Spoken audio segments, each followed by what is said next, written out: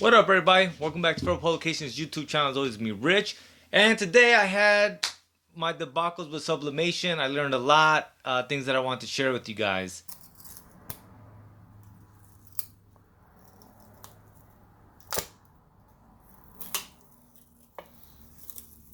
Well, that was a bust, you guys. That didn't work. The fuck? I did two failed attempts. Boom.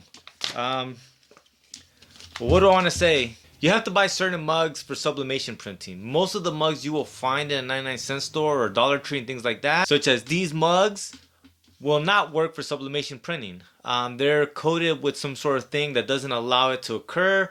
As you can see, I tried, and this one, bam!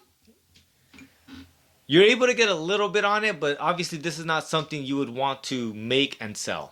So these were trucked. The mugs to do sublimation printing are not cheap. So I felt like if I can get them from the Dollar Tree, get a dollar mug and make that work somehow, some way, that then I can make a very, very reasonable price point.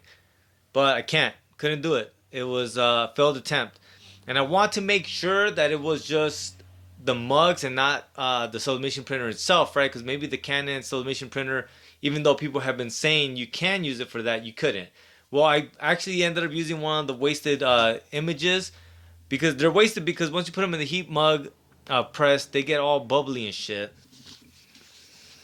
Even though just like that, I said, fuck it, let me try to put it on a t-shirt just to see if it's the sublimation printer or if it's the mugs.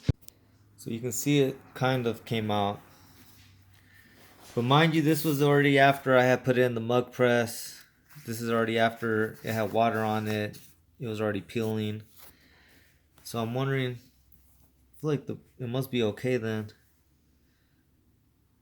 So the printer's fine, sublimation printer works. It's just I don't have the right mugs. Which makes me feel and wonder if I had aimed to sublimate print on a t-shirt, would it have worked? Don't know, but I know that I gotta buy the right mugs. They're a bit pricey, but fuck it nonetheless. I'm gonna go ahead and buy them and try it again next time.